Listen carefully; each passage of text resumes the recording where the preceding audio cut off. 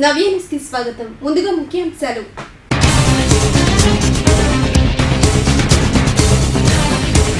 Chirala rural ప్రాంతాలలో శాంతి భద్రతలకు విఘాతం కలిగిస్తే చర్యలు తప్పవు. ప్రత్యేక పోలీస్ బలగాలతో పట్టణంలో కవాతు చేపట్టిన పోలీసులు.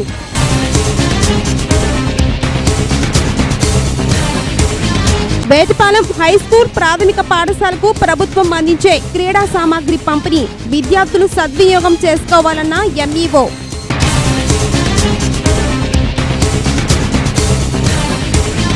పరిసరాల పరిశుభ్రత పట్ల అవగాహన కలిగి ఉండాలి. స్వచ్ఛ భారత్ మిషన్ ప్రచార రథం ప్రారంభించిన జిల్లా కలెక్టర్ పోల్లా భాస్కర్.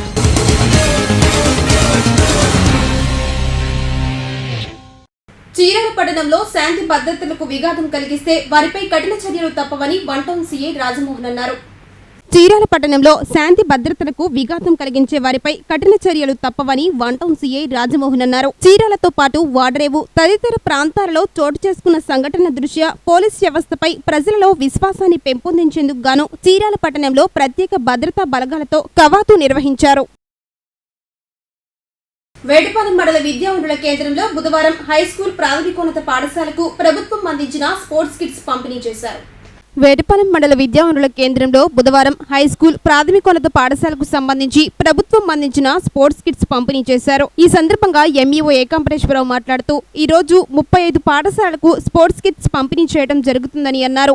మండలంలో నాడు నేడు పనులు 2 రోజుల్లో పూర్తి చేయాలని ప్రధానోపాధ్యాయులకు సూచించారు. డ్రై రేషన్ పంపిణీతో పాటు పాఠశాలలో కోవిడ్-19 నిబంధనలు పాటించాలని అన్నారు. కార్యక్రమంలో ఉపాధ్యాయులు సిబ్బంది పాల్గొన్నారు. తెలియజేయండి అనగా ఈరోజు స్పోర్ట్స్ కిట్స్ సంబంధించి వేటపాలెం మండలానికి 31 వచ్చినాయి. ఇవి ప్రైమరీ యూపీ స్కూల్స్లో గ్రౌండ్ ఉన్నటువంటి స్కూల్స్కి ఇవ్వమని చెప్పేసి జిల్లా నుంచి ఆదేశాలు వచ్చినాయి. ఈరోజు ఎంబీబీఎస్ వాకాపారగాలను గవర్నమెంట్ ఎస్టీఆర్ స్కూల్కి ఆ కిట్స్ మంజూరు చేయడం జరిగింది. మిగతా వాళ్ళు కూడా పిలిపించి సిఆర్పిఎల్ ద్వారా ఇవ్వడం జరుగుతుంది. అమ్మఒడికి సంబంధించి ప్రతి ప్రధానోపాధ్యాయులు ప్రైవేటు ప్రభుత్వ ఎయిడెడ్ స్కూల్స్ అందరికి కూడా అప్డేట్ చేయమని చెప్పడం జరిగింది. అట్లనే కొత్తగా అడ్మిట్ అయినటువంటి పిల్లలను కూడా వివరాలు కూడా నమోదు చేయమని చెప్పడం జరిగింది. ఆ నమోదు చేసేటప్పుడు గతంలో ఉన్నాయి కొత్తగా అడ్మిట్ అయిన వాళ్ళు అందరికీ కూడా వెరిఫై చేసి బ్యాంక్ అకౌంటు, ఆధార్ నెంబరు, తల్లిది పిల్లవాడిది రేషన్ కార్డు నెంబరు ఇవన్నీ కూడా జాగ్రత్తగా మీరు వెరిఫై చేసి వాటిని కన్ఫర్మ్ చేయవలసిందిగా ప్రధానోపాధ్యాయుని కోరుతా ఉన్నాను. ఏవైనా గ్రీవెన్సెస్ కనుక ఉన్నట్టయితే అవి మండలంలో ఉన్నటువంటి సచివాలయ సిబ్బందికి తెలియజేసి ఒక అర్జీ గతంలో ఇచ్చినట్టుగా అర్జీ ప్లస్ దానికి సంబంధించిన ఎవిడెన్సు అక్కడ ఇచ్చినట్టయితే అవి వారి ద్వారా జిల్లా జాయింట్ కలెక్టర్కి పంపబడతాయి. అక్కడ వారు వెరిఫై చేసి వాటిని ఆమోదించడం జరుగుతుంది. వ్యక్తిగత పరిశుభ్రతతో పాటుగా పరిసరాల పరిశుభ్రత పట్ల అవగాహన కలిగి ఉండాలని జిల్లా కలెక్టర్ పోల్లా భాస్కర్ అన్నారు. వ్యక్తిగత పరిశుభ్రతతో పాటుగా పరిసరాల పరిశుభ్రత పట్ల అవగాహన కలిగి ఉండాలని జిల్లా కలెక్టర్ పోల్లా భాస్కర్ అన్నారు. బుధవారం స్థానిక జిల్లా కలెక్టర్ కార్యాలయంలో స్వచ్ఛ భారత్ మిషన్ గ్రామీణ ప్రచార రథాన్ని కలెక్టర్ ప్రారంభించారు. ఈ సందర్భంగా కలెక్టర్ మాట్లాడుతూ జిల్లా ప్రజలకు పరిశుభ్రత పట్ల అవగాహన పెంపొందించాలనే ఉద్దేశంతోనే ప్రచార రథాన్ని ప్రారంభించామన్నారు. రావూర్పేట శ్రీ చెన్నకేశ్వర స్వామి దేవస్థానంలో ధనుర్మాస ప్రత్యేక పూజలు బుధవారం నిర్వహించారు. వేటపాలెం రావూరుపేటలో వేయించేసుకున్న శ్రీదేవి భూదేవి సమేత శ్రీ చెన్నకేశ్వర స్వామి దేవస్థానంలో బుధవారం ధనుర్మాస కార్యక్రమాలు ప్రారంభించారు. దేవస్థానం కమిటీ అధ్యక్షులు కొత్త శ్రీనివాసరావు రోజా దంపతులచే జ్యోతి ప్రజ్వలన కలశ స్థాపన చేసి ధనుర్మాస ప్రత్యేక కార్యక్రమాలు ప్రారంభించారు. ఈ సందర్భంగా కమిటీ అధ్యక్షులు కొత్త శ్రీనివాసరావు మాట్లాడుతూ ప్రతి సంవత్సరం ధనుర్మాసంలో శ్రీదేవి భూదేవి సమేత చెన్నకేశ్వర స్వామి దేవస్థానంలో ప్రత్యేక కార్యక్రమాలు నిర్వహిస్తున్నట్లు తెలిపారు. కార్యక్రమంలో ఉపాధ్యక్షులు గట్టా రమేష్, పేర్ల సుబ్రహ్మణ్యం, ప్రధాన కార్యదర్శి వెంకట సురేష్, సహాయ కార్యదర్శి వెంకట సుబ్బారావు, శనగపల్లి కృష్ణమోహన్, కోశాధికారి దోగుబత్తి బాలకృష్ణ తదితరులు పాల్గొన్నారు. ఈ రోజు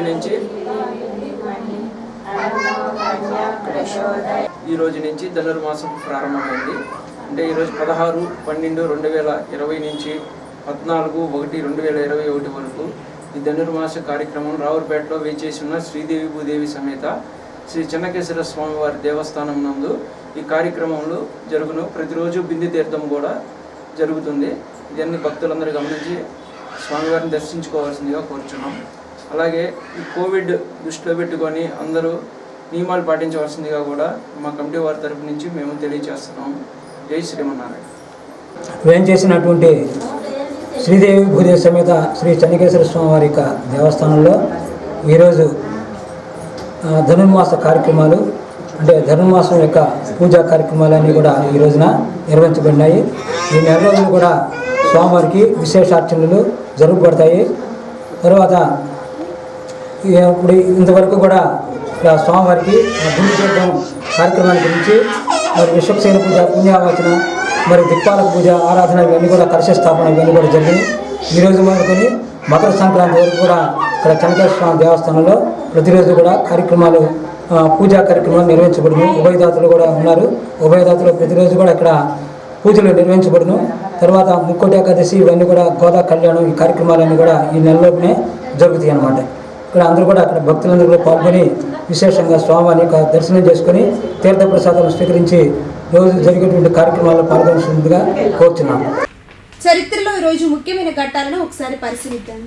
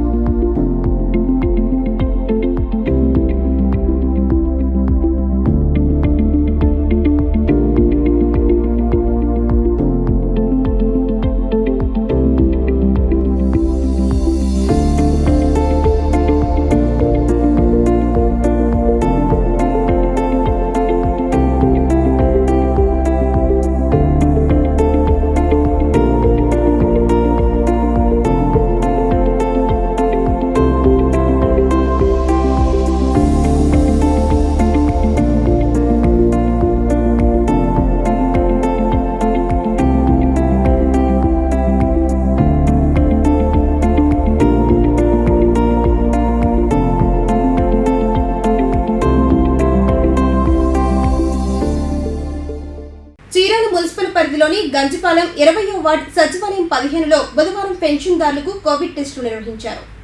కరోనా నియంత్రణకు ప్రతి ఒక్కరూ సహకరించాలని ఏఎన్ఎం కుమారి అన్నారు. బుధవారం చీరాల మున్సిపల్ పరిధిలోని గంజిపాలెం 20వ వార్డు సచివాలయం 15లో పెన్షన్దారులకు కోవిడ్ టెస్టులు నిర్వహించారు. ఈ సందర్భంగా ఏఎన్ఎం కుమారి మాట్లాడుతూ జిల్లా ఆరోగ్య శాఖ ఆదేశాల మేరకు ఈ రోజు వార్డు పరిధిలోని సుమారు 135 మంది పెన్షన్దారులకు కరోనా నిర్ధారణ పరీక్షలు నిర్వహించడం జరిగిందన్నారు. కరోనా 2వ దశలో ఉన్న నేపథ్యంలో ప్రతి ఒక్కరూ అప్రమత్తంగా ఉండాలని సూచించారు. ప్రతి ఒక్కరూ మాస్కులు ధరిస్తూ భౌతిక దూరం తప్పనిసరిగా పాటించాలని అన్నారు. తరచూ చేతులను శానిటైజ్ చేసుకోవాలని సూచించారు. కార్యక్రమంలో సచివాలయ సిబ్బంది, వాలంటీర్లు పాల్గొన్నారు.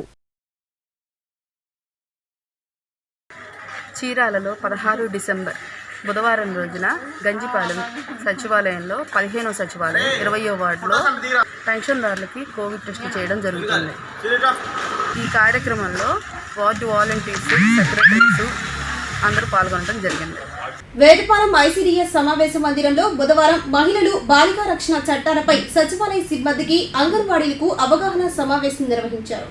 వేటపాలెం ఐసీడీఎస్ సమావేశ మందిరంలో బుధవారం మహిళలు బాలికా రక్షణ చట్టాలపై సిడిపిఓ ఉమా ఆధ్వర్యంలో అవగాహన సమావేశం నిర్వహించారు. ఈ సందర్భంగా ఎంపీడీఓ నేతాజీ మాట్లాడుతూ నేటి మహిళలపై అత్యాచారాలు జరుగుతూనే ఉన్నాయని అన్నారు. ప్రభుత్వం కల్పించిన చట్టాలను సద్వినియోగం చేసుకోవాలని సూచించారు. జిల్లా కలెక్టర్ ఆదేశాల మేరకు 100 రోజుల యాక్షన్ ప్లాన్ రూపొందించి నిర్వహిస్తున్నట్టు తెలిపారు. కార్యక్రమంలో వేటపాలెం పందిలిపల్లి పిహెచ్సి డాక్టర్లు ప్రభాకర్ రావు, జయకుమార్, వెలుగు ఏపీఎం శ్రీనివాసరావు తదితరులు పాల్గొన్నారు.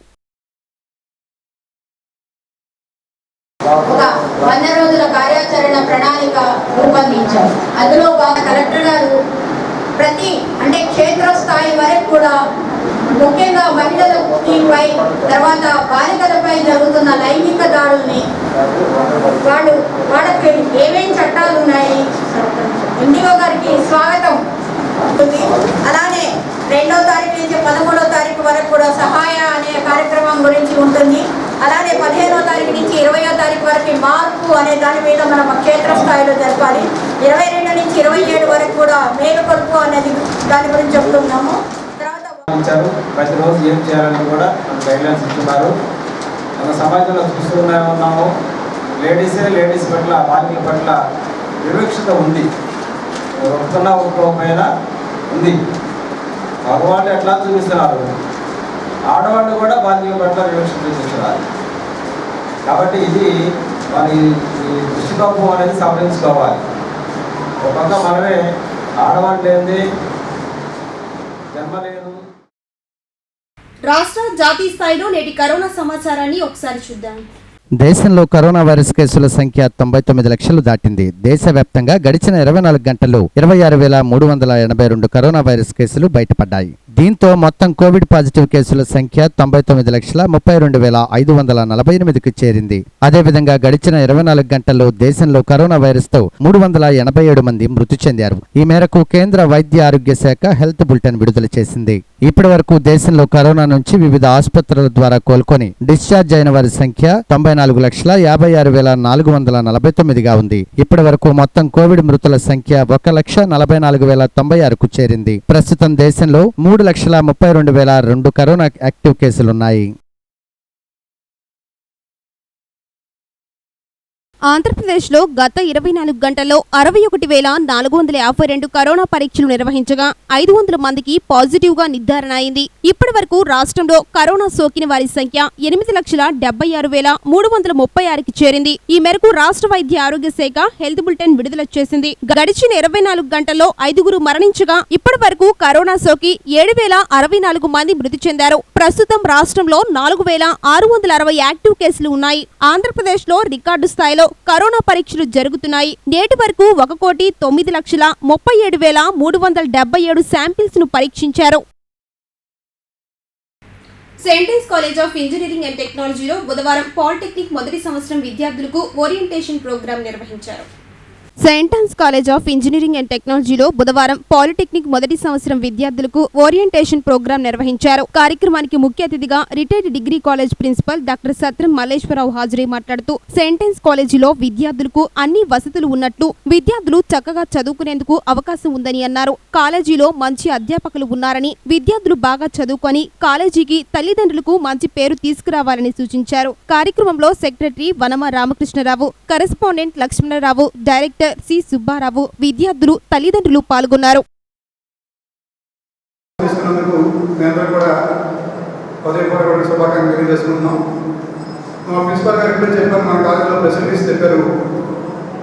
మా మేనేజ్మెంట్ అదృష్టవశాత్తు మన మేనేజ్మెంట్ గారు మనకి ఏ ఫెసిలిటీస్ అయితే కావాలో దానికైనా 10 రెట్లు ఎక్కువగా ఇవ్వడం జరిగింది.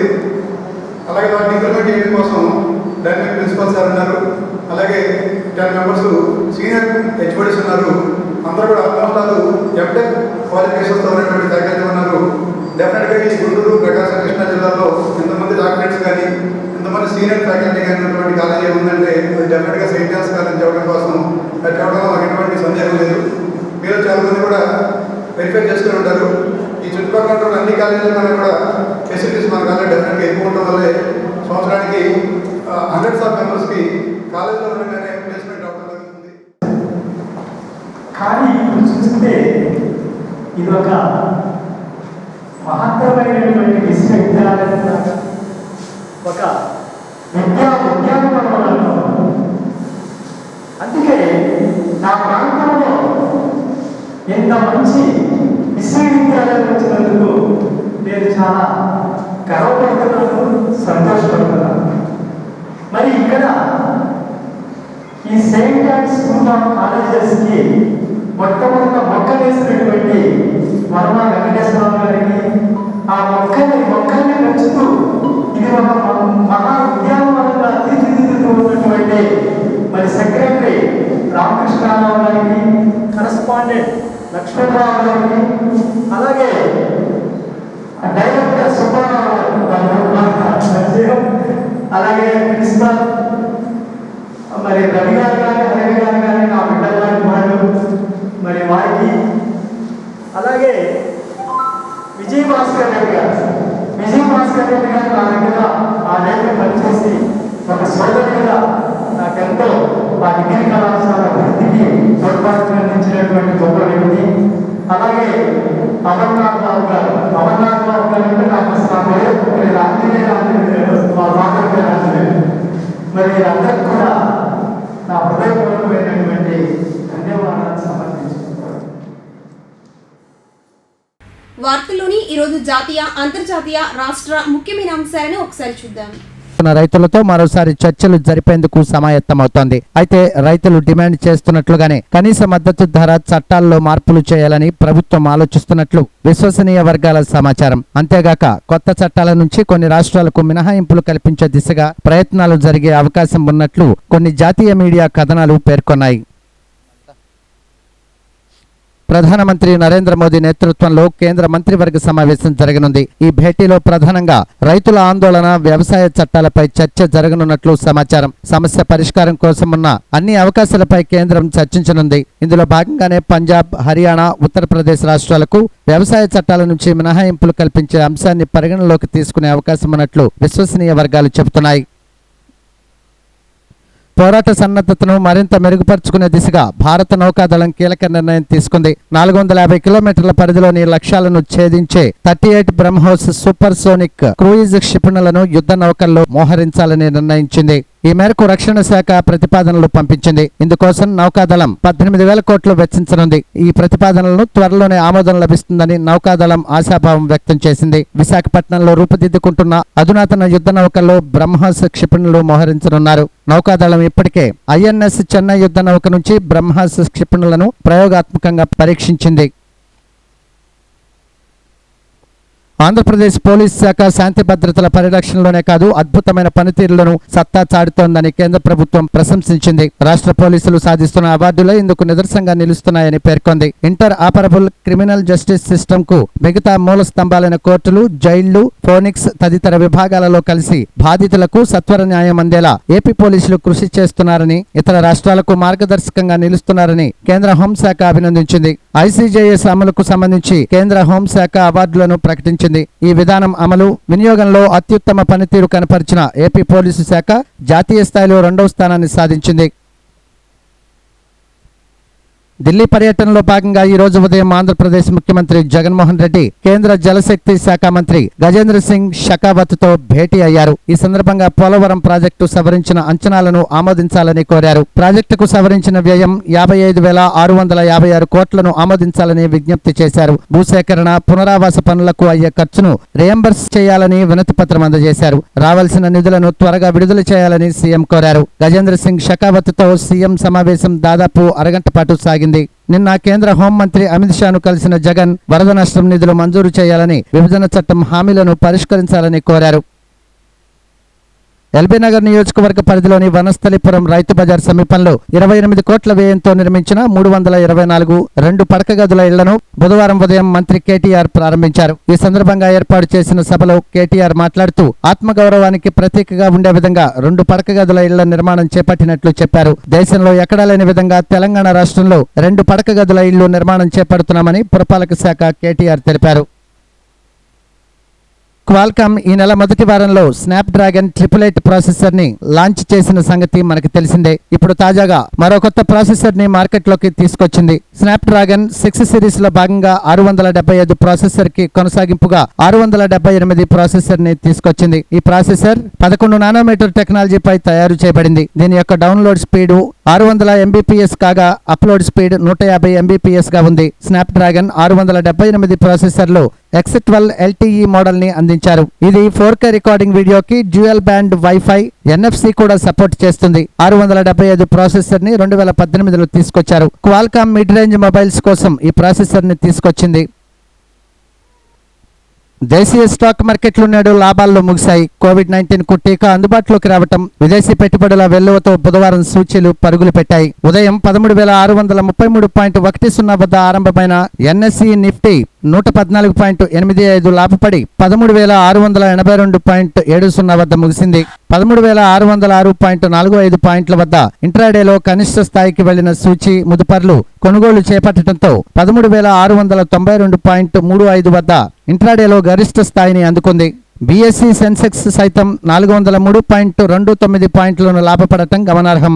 46,573.31 పాయింట్ల వద్ద మొదలైన సూచి ఇంట్రాడేలో 46,704.97 వద్ద గరిష్టాన్ని తాకింది. చివరికి 46,666.46 వద్ద ముగిసింది. హెచ్డిఎఫ్సి, హిందాల్కో, యూపీఎల్, భారతీ ఎయిర్టెల్, ఓఎన్జీసీ షేర్లు లాభపడ్డాయి. ICICI bank, NTPC, UltraTech cement, Bajaj Finserv, GAIL షేర్లు నష్టాలు చవిచూశాయి. నిఫ్టీలో 36 కంపెనీల షేర్లు పెరగ్గా 14 కంపెనీల షేర్ల ధరలు తగ్గాయి. ఎప్పుడెప్పుడు అని ఎదురు చూస్తున్న ఆస్ట్రేలియా భారత్ తొలి టెస్టుకు మరో రోజు మాత్రమే మిగిలి ఉంది. డే అండ్ నైట్ టెస్ట్ కావటం, పింక్ బాల్ తో ఆట జరగనుండటంతో ఈ మ్యాచ్ పై మరింత ఆసక్తి నెలకొంది. అడిలైట్ ఓవల్లో డిసెంబర్ 17న మొదలు కానున్న ఈ మ్యాచ్ కు సంబంధించి బీసీసీఐ బుధవారం తన జట్టు సభ్యులను ప్రకటించింది. ఇక ఈ మ్యాచ్ లో వృద్ధిమాన్ సాహా, పృథ్వీ షా చోటు దక్కించుకోగా వార్మప్ మ్యాచ్ల్లో రాణించిన రిషబ్ పంత్, శుభమ్ గిల్ అనూహ్యంగా బెంచ్కే పరిమితమయ్యారు. టీమిండియా తుది జట్లో విరాట్ కోహ్లీ, మయాంక్ అగర్వాల్, పృథ్వీ షా, చతేశ్వర్ పుజారా, అజింక్య రహానే, హనుమ విహారీ, వృద్ధిమాన్ సాహా, రవిచంద్రన్ అశ్విన్, ఉమేష్ యాదవ్, మహ్మద్ షమి, జస్ప్రీత్ బుమ్రాలు ఉన్నారు. సుకుమార్ దర్శకత్వంలో విజయ్ దేవరకొండ హీరోగా ఓ సినిమా ఉందనే సంగతి తెలిసిందే. 2022లో ఈ సినిమా సెట్స్ మీదకు వెళ్లనుందని ప్రకటించారు కూడా. తాజాగా ఈ సినిమా కథాంశం గురించి ఓ వార్త బయటకు వచ్చింది. ఇండియా పాకిస్తాన్ యుద్ధం నేపథ్యంలో ఈ సినిమా కథ నడుస్తుందని టాక్. విజయ్ దేవరకొండ సైనికుడి పాత్రలో నటించనున్నారని సమాచారం. నవ్య న్యూస్ మన చేతిలో మన ఆరోగ్యం కార్యక్రమంలో భాగంగా నేడు అందిస్తున్న ఆరోగ్య చిట్కాలను ఒకసారి చూద్దాం. అల్సర్ అంటే పుండు అని అర్థం. క్యాన్సర్ కూడా ఒక రకమైన పుండే. చర్మాన్ని, జిగురు పొరలను తొలిచివేస్తూ కండరాలలోకి చొచ్చుకుపోయే కంతులను పుండు అంటారు. జీర్ణశయంలో కానీ, అన్నవాహిక క్రింది భాగంలో కానీ, లేక చిన్న ప్రేగుల ప్రారంభంలో కానీ ఏర్పడే పుండును పెప్టిక్ అల్సర్ అని అంటారు. దీనికి ఒక కారణం ఉంది. జీర్ణశయంలో పెప్సిన్ అనే ఎంజైమ్ ఇంకా అనేక ఆమ్లాలు ఉత్పత్తి అవుతుంటాయి. ఇవి అన్ని జీర్ణ ప్రక్రియలో దోహదం చేస్తాయి. ఈ పెప్సిన్ ప్రభావం ఎక్కువగా ఉండే ప్రాంతాల్లో ఈ పుండు ఉంటుంది కనుక పెప్టిక్ అల్సర్ అంటారు. అదే సమయంలో డుయోడినంలో పుండును ప్రత్యేకంగా లిసియన్ అల్సర్ అని, జీర్ణాశయంలో ఏర్పడే పుండును గ్యాస్ట్రిక్ అల్సర్ అని అంటారు. పేరు ఏదైనా ఈ పుండును ప్రేరణ మాత్రం పెప్సిన్. కడుపులో మంట, నొప్పి అనేవి అల్సర్ ప్రధాన లక్షణాలు. జీర్ణాశయంలో పుండు ఉంటే భోజనమైన వెంటనే నొప్పి, మంట కలుగుతుంది. అందువలన భోజనం చేయాలంటే భయమిస్తుంది. ఇందుకు భిన్నంగా డియోడినంలో పుండు ఉంటే భోజనం చేసిన కొన్ని గంటల తర్వాత కానీ, అర్ధరాత్రి కానీ నొప్పి వస్తుంది. నీరు త్రాగినా లేక కొద్దిగా ఆహారం తీసుకున్నా వెంటనే నొప్పి తగ్గుతుంది. మలబద్ధకం అనేది పెప్టిక్ అల్సర్ సాధారణ లక్షణం. పెప్టిక్ అల్సర్ నుండి స్రవించే రక్తం కారణంగా మలం నల్లగా ఉంటుంది. పుండు బాగా లోతుకుపోయి తీవ్రంగా రక్తస్రావం జరిగి ప్రాణాపాయ స్థితి కూడా ఏర్పడవచ్చు. కొందరిలో వాంతులతో పాటు రక్తం పడడం కూడా జరుగుతుంది. కొన్ని సందర్భాల్లో ఈ అల్సర్ ముదిరిన క్యాన్సర్గా మారచ్చు. అందువలన పెప్టిక్ అల్సర్ను నిర్లక్ష్యం చేయడం మంచిది కాదు. పెప్టిక్ అల్సర్ ఎందుకు వస్తుందో నిర్దిష్టంగా తెలియదు. అయితే పొగ త్రాగేవారిలోనూ, మద్యపానం చేసేవారిలోనూ ఈ రకమైన అల్సర్ ఏర్పడడానికి అవకాశాలు ఎక్కువ. అయితే ఎటువంటి చెడు అలవాట్లు లేని వారిలో కూడా పెప్టిక్ అల్సర్ ఏర్పడడం తరచూ జరుగుతుంటుంది. జన్యు సంబంధమైన వంశపారంపర్య ప్రభావం ఇందుకు కారణం కావచ్చని వైద్యపరంగా నిర్ధారణ అయింది. అదే సమయంలో జీర్ణాశయంలో ఆమ్లాలు, పెప్సిన్ ఎంజైమ్ ఉత్పత్తి కావడం కూడా పెప్టిక్ అల్సర్కు కారణం. వీటన్నిటికీ మంచి జీర్ణాశయాన్ని అతిగా ప్రేమించే పెలికోబాక్టర్ ఫైలోరీ అనే దుష్ట సూక్ష్మజీవి పెప్టిక్ అల్సర్కు ప్రధాన కారణమని కూడా నిర్ధారణ అయింది. జీర్ణాశయంలో స్రవించే ఆమ్లాలకు బ్యాక్టీరియాను నిర్మూలించే శక్తి ఉంది. అయితే ఆ ఆమ్లాలకు లొంగని మొండి రకం బ్యాక్టీరియా ఈ పెలికోబాక్టర్ ఫైలోకి ఒకటే. జీర్ణాశయ క్యాన్సర్తో పాటు అనేక ఇతర జీర్ణాశయ వ్యాధులకు కూడా ఈ బ్యాక్టీరియాయే కారణమని చెప్పచ్చు. కొన్ని సందర్భాల్లో ఆస్పిరిన్, ఇబుప్రోఫెన్ తదితర స్టెరాయిడ్ మందులు జిగురు పొరలను ధ్వంసం చేస్తాయి. ఇటువంటి మందులను అధికంగా వాడడం వలన కూడా పెప్టిక్ అల్సర్ రావచ్చు. పుండు పడింది అంటే రక్తస్రావం ఉంటుంది కనుక రక్తహీనత రావచ్చు. అందువలన గింజలు, ఎండు ఫలాలతో కూడిన ఇనుము అధికంగా ఉండే ఆహారం అవసరం. అల్సర్ సంహారక శక్తి కలబందకు ఉంది. కలబంద రసాన్ని ప్రతిరోజు తీసుకుంటే పెప్టిక్ అల్సర్ నిరోధకం పెద్ద కష్టమేం కాదు. అయితే పెప్టిక్ అల్సర్ విషయంలో ఆహారం ఎంపిక కన్నా ఆహార నిషేధాలే ఎక్కువ. మంటను ప్రేరేపించే కారం, ఉప్పు, మసాలాలు, వెల్లుల్లి, మిరియాలు మొదలైనవి బాగా తగ్గించాలి. మద్యం పుండును రెచ్చగొడుతుంది. మద్యపానం పెప్టిక్ అల్సర్కు ప్రధాన కారణమని గుర్తుంచుకోవాలి. అందువలన మద్యపానాన్ని దీనితో పాటు ధూమపానాన్ని మానవేయాలి. అర్ధరాత్రి భోజనం మంచిది కాదు. మొత్తం మీద నొప్పిని మంటను ప్రకోపింపచేసే ఆహారాన్ని ఎంతగా తగ్గిస్తే అంత మంచిది. అంతేకాక పెప్టిక్ అల్సర్ నుండి త్వరగా ఉపశమనం పొందొచ్చు. పెప్టిక్ అల్సర్కు పైన ఉదాహరించిన బ్యాక్టీరియా కారణమని నిర్ధారణ అయితే బ్యాక్టీరియా సంహారక ఔషధాలను వాడుతున్నారు. అయితే ఇందువలన వికారం, వాంతులు, విరేచనాలు తదితర దుష్పరిణామాలు ఉత్పన్నమవుతాయి. అందువలన వైద్యుల పర్యవేక్షణలో సమతుల్య పుష్టికర ఆహార చికిత్స ద్వారా రోగనిరోధక శక్తిని పెంచడం ద్వారా ఆ బ్యాక్టీరియా క్రిములను నిర్మూలించేందుకు ప్రయత్నించారు. వార్తలు ముగించే ముందుగా ముఖ్యాంశాలు మరోసారి.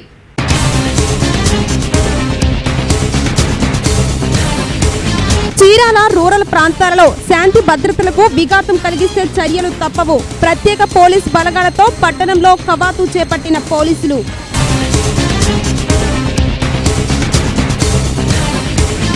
వేటపాలెం హైస్కూల్ ప్రాథమిక పాఠశాలకు ప్రభుత్వం అందించే క్రీడా సామాగ్రి పంపిణీ విద్యార్థులు సద్వినియోగం చేసుకోవాలన్న ఎంఈఓ.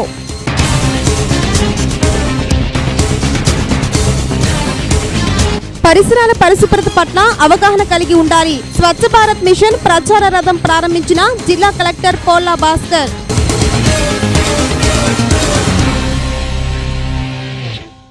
నవ్య న్యూస్ ఇంతటితో సమాప్తం. నమస్కారం. నవ్య న్యూస్ సమర్పించిన వారు crystal Honda, salmon centre, Chirala.